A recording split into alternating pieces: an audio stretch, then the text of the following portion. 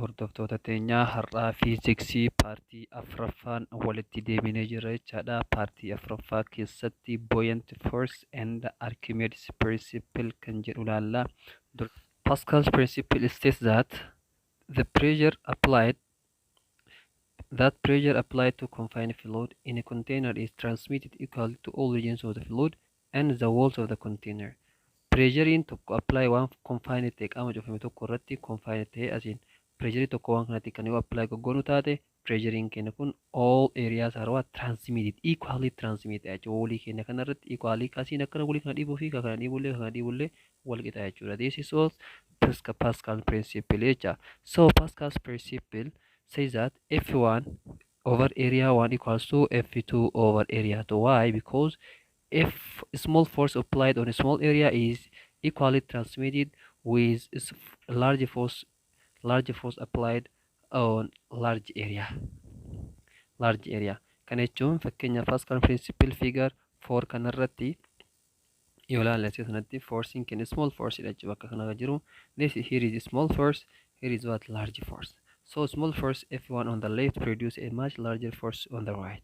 So small forcing kenna kun large force on the right region kana maal ta'eera produce godhe jechuudha. Why? Because pressure is equally transmitted on all as keessatti pressuriin equally transmitted jechuudha.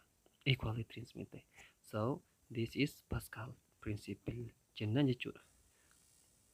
So as the fluid moves, it pushes the larger piston with F2, exerts pressure of P2 equals to F2 over area 2.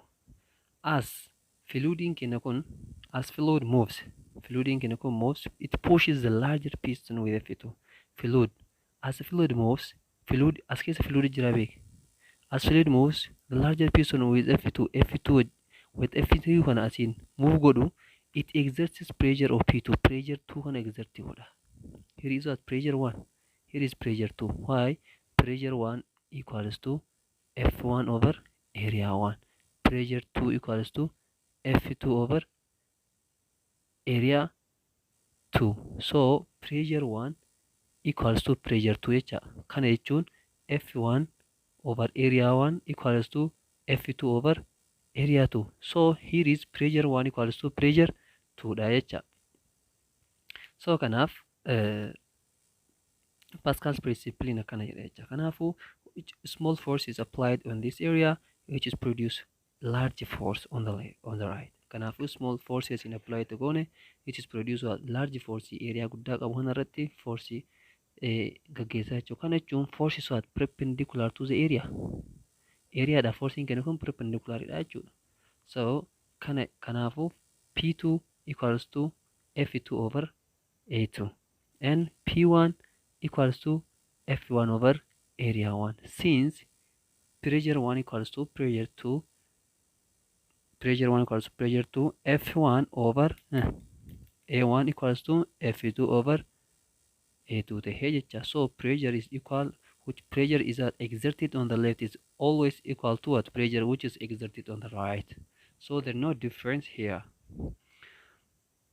Garagarummaan qabu pressure as jiruuf kan jiru laqiidha. Kanaafu pressure it is exerted in fluid move, it pushes the larger piston asirra jiru kan pistonii asirra jiru kana maal godha push up godha jechuudha. Asiin pressuriin asiin jiru kunii fi kan jirullee wal qixa ta'a jechuu gaafas. So example kana haa ilaallume. A small piston of hydraulic lift has an area 0.2 meters square.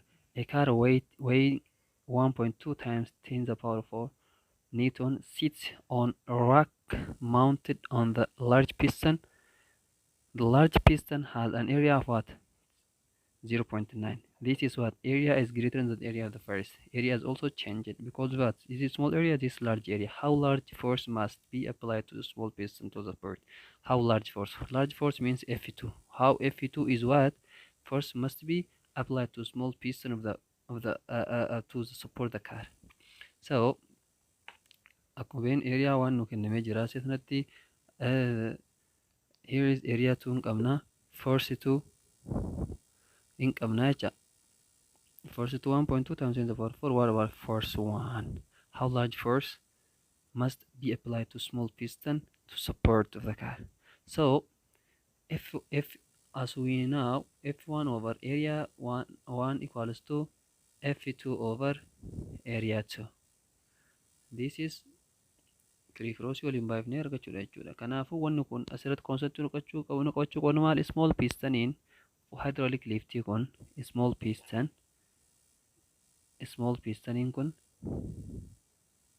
pistoniin kun asirratti eeriyaan as jiru kun here is area 0.2. This is small area. Here is area 0.9. Area 0 kun jecha. So a car waiting is sits on the rack mounted the large piston. Large piston irra forcing jiru forcing kennu qabnu meeqa 1.2. 1.2 times 10 to the power of 4 Newton jecha. Okay.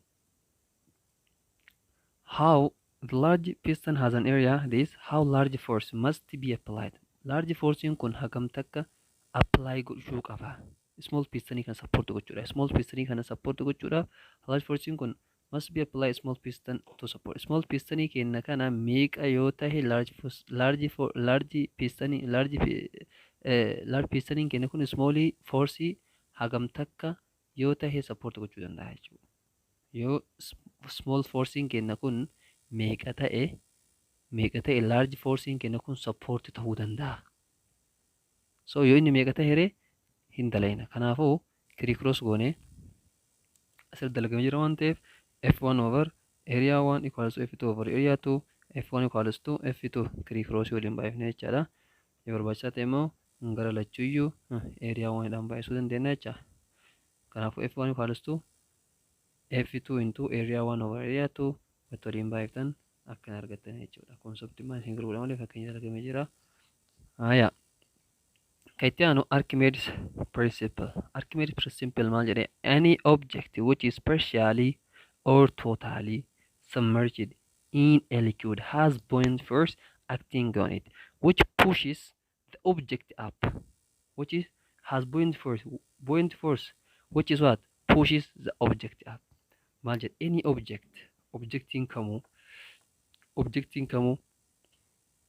which is partially half gimaash yookiin hammi tokko qaama isaarraa or totally walumaa galatti submerged in liquidii keessa walumaa galatti hammi tokko yookaan guutumaan guututti yoo kan ittiin submerge ta'u taate yookaan keessa cuuphamu taate keessa buufamu taate has buoyant force qaba acting on it. Buoyant force wanta keessa buufamse irratti act godhu qaba jechuudha. Which is what pushes object up.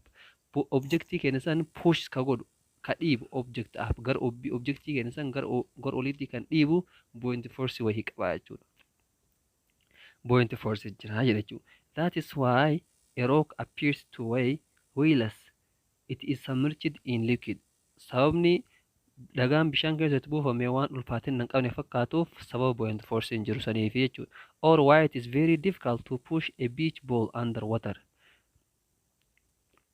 Weighty beach ball bishaan keessatti wantoota fakkeenyaaf amma akka afuuffaa wanta weighty hin qabne san bishaan keessatti dhiibuun fakkeenyaaf afuuffaa fudhattanii bishaan keessa yoo seentan bishaan keessa akka dhiibuun yookaan ammoo bishaan keessa gaseensisuun hin ulfaata jechuudha. Buoyant force jira jechuudha gaafa sanis buoyant force jira. Fakkeenyaaf afuuffaa wahii yookaan ammoo waan qullaa jaarkaanii wahii bishaan gubbaa yoo kaa'atan jettee yoo gad dhiibdan hin seenu. There is buoyant force. Buoyant force qaba jechuudha ofirraa dhiibu. Saniif in the famous Greek mathematician Archimedes developed a principle which describes this around 250 before Christos. Archimedes principle waggaa 2500 dhaloota Kiristoos dura principle kan state godhe jechuudha. Kan stated as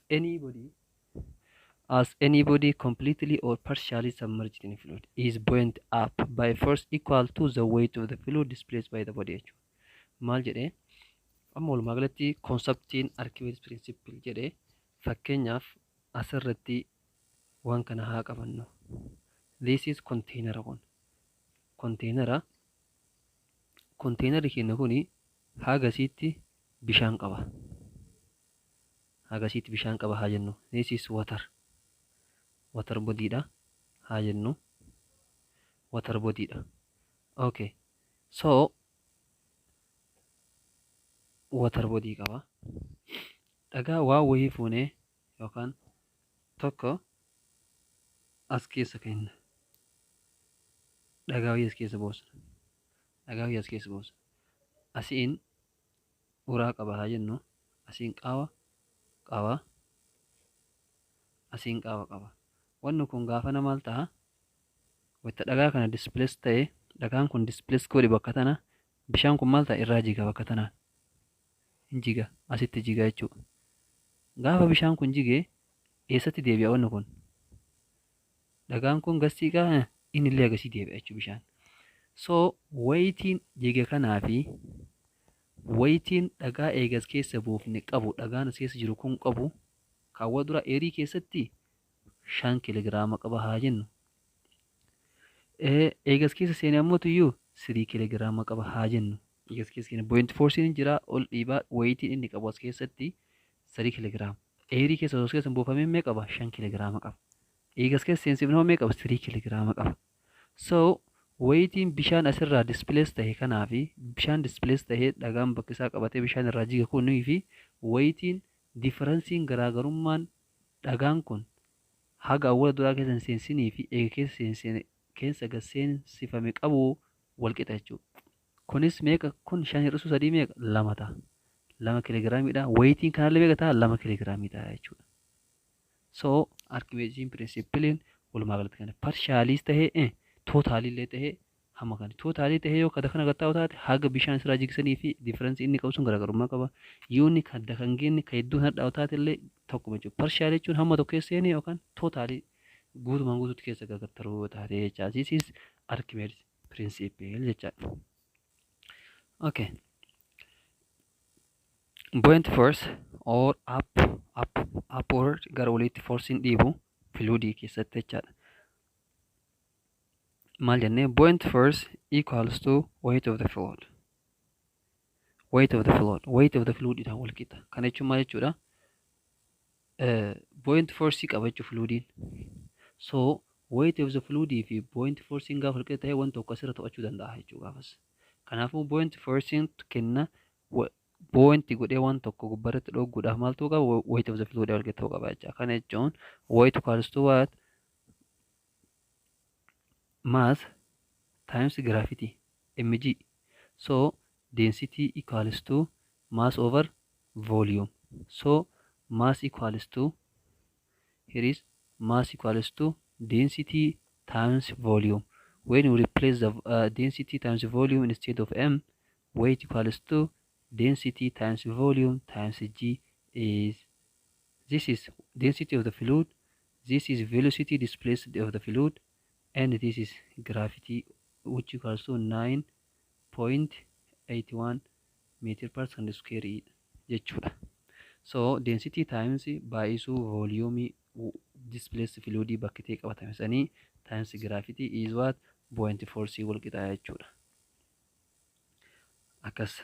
So where buoyant is the magnitude of the buoyant force and weight is the fluid is weight of the displaced fluid.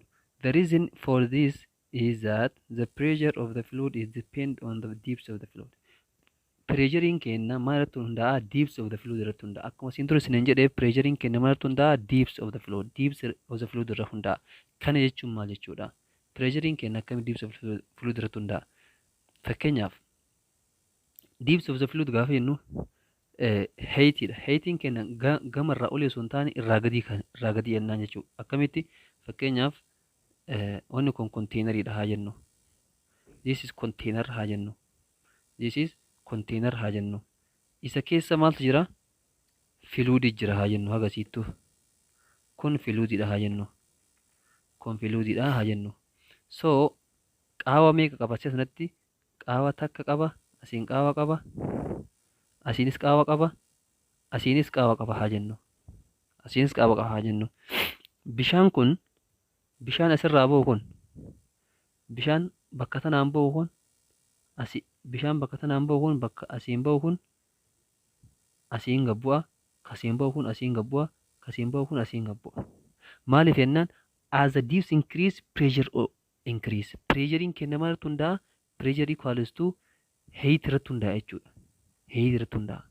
Height yookaan depth of the fluid irratti hundaa'a jechuudha. Direct proportional qaba. As the depth increase, pressure also increase. Jedhanii pressure in dabala jechuudha. Density times height times G.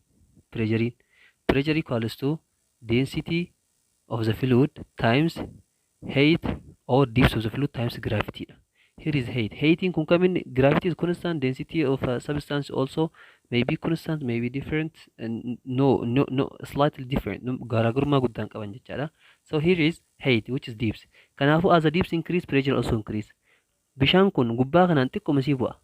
Gidduu kanaanoo hagana bu'a. Jala kanaanoo pressure guddaa jira jecha. Pressure guddaa jira. So pressure as ham bishaan ham as gubbaa jiru kun martu kanarratti gad ulfaata. Maal ta'a hin dhiiba.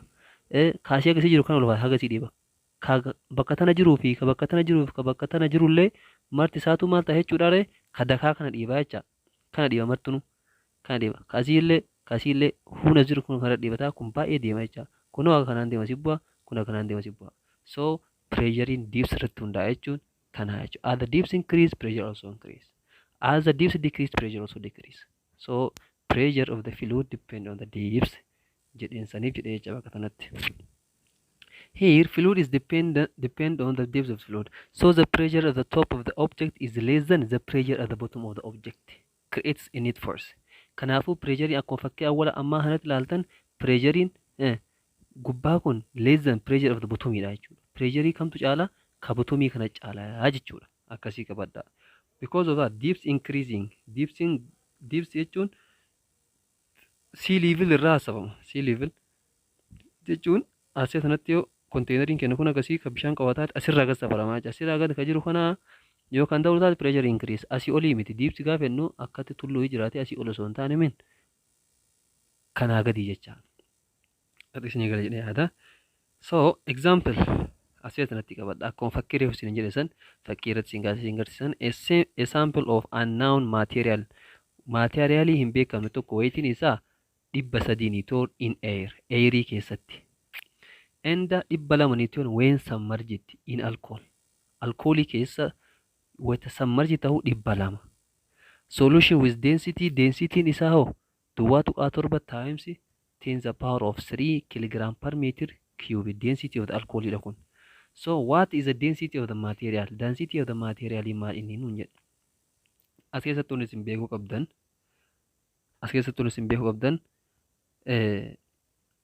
wanni kun Archimedes principle akka jedhetti tokkoffaa airii keessatti weightii qaba. Eegasanii keessa gabbuu illee maal qaba? Weightii qaba jechuudha. Maal ta'e weightii kun hin qannase jechuudha. Maaliif qannase? Buoyancy force jira jechuudha. Buoyancy force jira. So buoyancy force equals to weight in the air minus weight in the fluid. Diidam. So meeqa tahiree 300 irraa 200 meeqa equals to 100 Newtonidha. Newtonidha jechuudha. Kanaafuu dhugaadha jechuudha. Archimedes principle really dhugaadha. Wanni kun material is weight partially ta'uu danda'a, totally ta'uu danda'a. Hamma tokko ta'uu danda'a, guutumaan guutuu ta'uu danda'a. Seerri kun dhugaadha jechuudha. Maal nu gaafate? What is density of the material? Density of the material nu gaafate jechuudha. Density of the material. We have density of the what? Alcoholii hin qabna. Density of the material nu gaafate. So we have buoyant force here.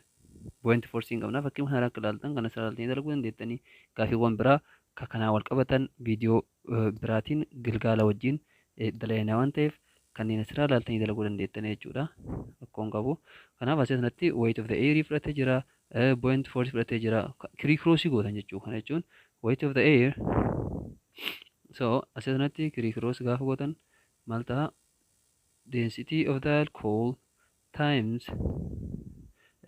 density of material times buoyant force equals to weight of the air times density of the alcohol.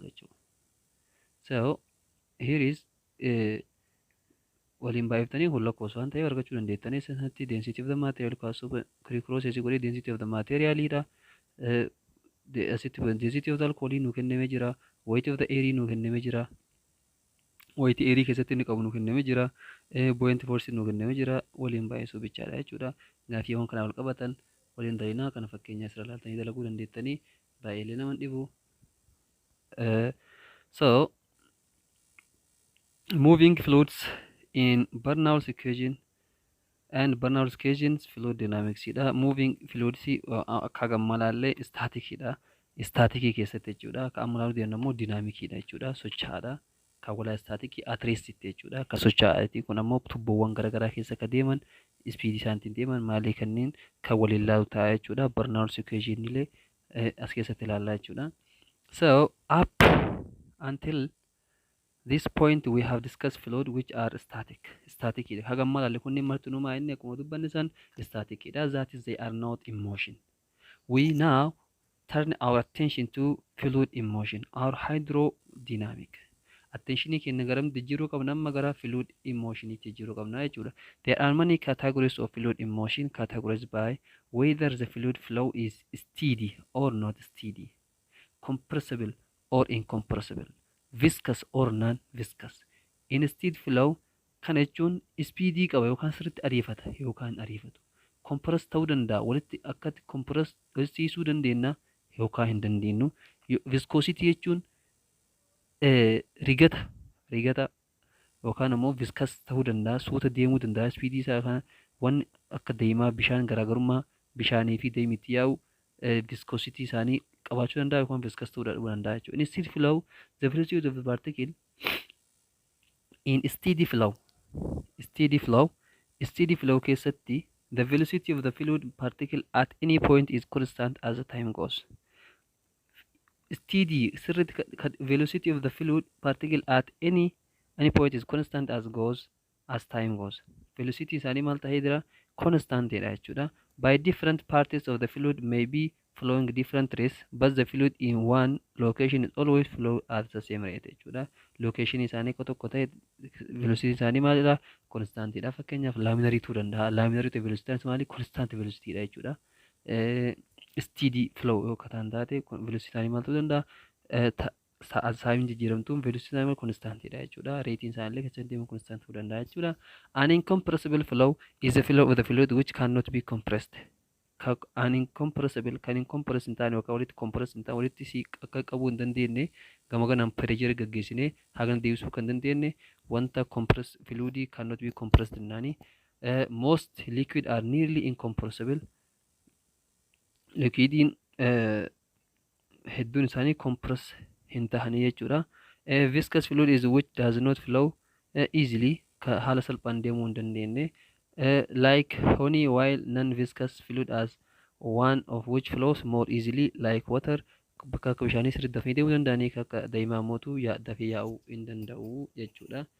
So fakkeenyaaf fluidii tokko compress gochuu kan dandeenyu yoo konteenerii keessa jiraate haala tokkoon compress gochuu dandeenya. Bishaan yoo qabne compress gochuu dandeenya. Haala sheepii isaarraa haala kanatti yoo kan jijjiirre compress jechuu dandeenya jechuudha.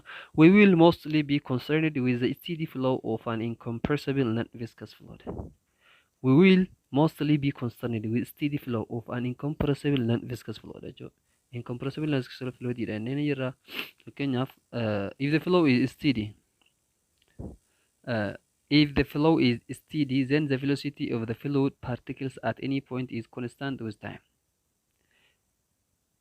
Flowing kenna yookaan ammoo yaa'aan kenna sun is steady. Then the velocity of the liquid fluid particles at any point is constant. Fluid particle kenna sun at any point is constant with time. Time wajjin constant dha jechuudha. Flow velocity kenna sun time as the time change time takkarraa gara lamaatti velocity is also what constant jechuudha. Constantly change jechuudha. Kana jechuun yaa'insi kenna sun steady yoo kan yaa'u taate jechuudha. Steady kan yaa'u yoo taate fakkeenyaaf akka laaminarii fa'aa yoo kan yaa'u taate velocity kenna maal ta'a jennaani constant jennaan jechuudha. The various layers of the fluid slide smoothly past each other. Various layers layeriidhaan garagara fluid smoothly past each other. Tokkoon isaanii smoothly walirra yaa'uu danda'an jechuudha. This is called streamline or laminar flow jennaan jechuudha. Streamline or laminar flow jechuun kan walirra yaa'an garuu maal inni isaan seensa baay'insa akkanan qaban jechuudha. seensa bahiis akkana seenanii hin bahan jecha maal qabanii akkanumatti yaa wal respect jaasa tokko respect godhee akkatti yaa'anii this is what laminar or streamline jennaan jechuudha. Okay, it assumes that as each particle in the fluid passes a certain point, it follows the same path as the particles that precede it. There is no loss of energy due to internal friction in the fluid. Kanaafuu partikiliin tokkoon tokko irratti isaan darbu partikiliin tokko isaanii respect godhanii walirra dabalanii jecha gaafa kana energy there is no loss of energy to internal friction of the fluid, which is what fluid assume travel smoothly regular race dha wayyaanii there is no what energy losing godhanii jechuudha. Osoo akka deeman taate energy lose godhan jechuudha. Asiin akkatti bahanii walirra dhahanii speed isaallee constant miti jechuudha. So kanaaf smoothly in regular race the velocity and the pressure remain constant at every point in the fluid jechuudha. So the velocity and the pressure remain ta'an jechuudha. Remain maal ta'anii constant at every point in the fluid ta'anii jechuudha. Above some certain velocity the flow is not smooth and becomes turbulent. Turbulent jechuun fakkeenyaaf kaawwalaa maal jennee regular layers dha walirra smoothly kan yaa'an jennee turbulentii kataantu jira. Turbulentii kataan kan akka dhahee bishaan kun asitti dhufe kan dhahee akkana ta'e akkatti ka deemoo taate there is turbulent there is change in velocity dha gaafsan jechuudha. Kanaaf illustration of the turbulent and the laminar flow as shown in the figure 3.5 jira. Ilaallaa turbulent flow is irregular movement dha. Kaawwalaa maalidha? Regular dha kun irregular movement in deema jechuudha. Shape isaanii jijjiirataa akka deeman jechuudha. Kanaaf there is change in velocity jira jechuudha. Speed illee qabanii. So there is loss of also energy maal ta'anii lose godhanii viscosity illee qabaatan viscosity qabaachuu danda'anii internal friction illee qabaachuu danda'an jechuudha. Internal friction illee qabaatanii akkasuma energy illee lose godhan gaafa maal hin deeman irregular shape dhaan gaafa deemanii jechuudha. There is disruption to the layer of the fluid. Disruption of the layeriin isaanii kun maal ta'a disrupt ta'a jechuudha. Disrupt ta'a layeriin isaanii smoothly akkatti shape isaa tokko respect godhee hin deema jechuudha. The speed of the fluid at any point is continuously change both in magnitude and direction. Speed isaanii maal ta'a continuously change ta'a jechuudha. Akka kaanii maal hin ta'u constant miti. Continuously change ta'a in both magnitude and direction. Direction isaa akka dhufe akkana ta'a kan direction jijjiirama magnitude isaallee jijjiirama. Bisuudi asirra jiru fayyada si gabbuu gargaara because increase and decrease jechuudha. Increase and decrease ta'a jechuudha.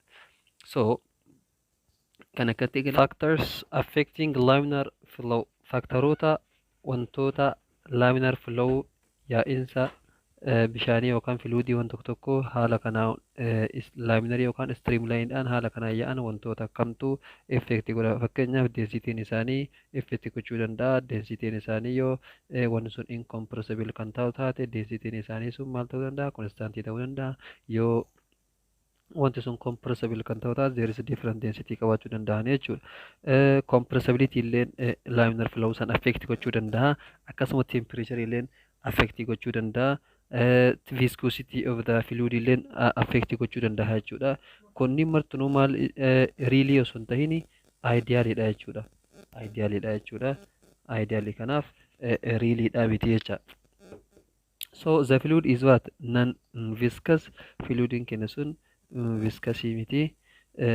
Yoo viscosity hin taane taate maal ta'uu qabaata friction yookaan ammoo riganni adjacent layer dhaan isaan wal moggaa yaa'an kan hedduu jiru hin jiru jechuudha. So the fluid is non-viscous such that there is now internal friction between adjacent layer. Viscosity yoo hin qabaanne rigata viscosity jechuun frictionii dhangala'ooti. Frictionii dhangala'oon qaama isa wajjin jiru isa wajjin qabu viscous jedhama. Kanaafuu fluid is non-viscous. Yoo non-viscous gaafa ta'e maal ta'a there is no internal friction between adjacent layer. Adjacent layer dhaan akkati deemaa zedduu jiran fakkeenyaaf asitti yaa'aa jirlachuun kun sadiinuu asitti yaa'een ko taate adjacent zedduu ka jiru kun there is no friction dha. Friction hin jira lamaan jidduun jiru yoo viscous hin qabaate. Yoo viscous qabaatan there is friction jechuudha. There is friction. Kana jechuun fakkeenyaaf daa'ima fudhadhame daa'ima kana lafatti gadi naqnee jirra haa jennu kun rigid bodyidha asirra yaa'aa jira. Kanaafuu suuta deema. There is what friction jira jechuudha. Friction jira. Wanni kun maayini viscasiidha. So kanaafuu yoo viscasiin hin jiraatin there is no internal friction. Maal inni kun idealidha beeki, not real. Idealidha. Okay. Inni biraa flow is steady. Steady which is stable jechuudha. Stably without no change in velocity yaa'uu danda'a. Change velocity yoo akkasuma velocity hin jijjiiramin yaa'uu danda'a. Kan steady flow is steady yaa'insi bishaan dhangala'oo kana steady ta'e jechuudha. The velocity of the fluid at each point that remains constant. And steady yoo taate there is that fluctuation jijjiirama jira jechuudha. The fluctuation, there is no stable moving or unsteady gaafa ta'e, there is no constant velocity or remains constant in ta'uu jechuudha. Fluid san keessatti velocity jechuudha. So fluid is that incompressible. Compressible ta'uu danda'a, incompressible ta'uu danda'a. This is ideal. Fluidiin keenya kun incompressible yoo kennu taate, density of the fluid is that constant jechuudha. Density is kenna constant dha jechuudha. The flow is rotational. Rotational.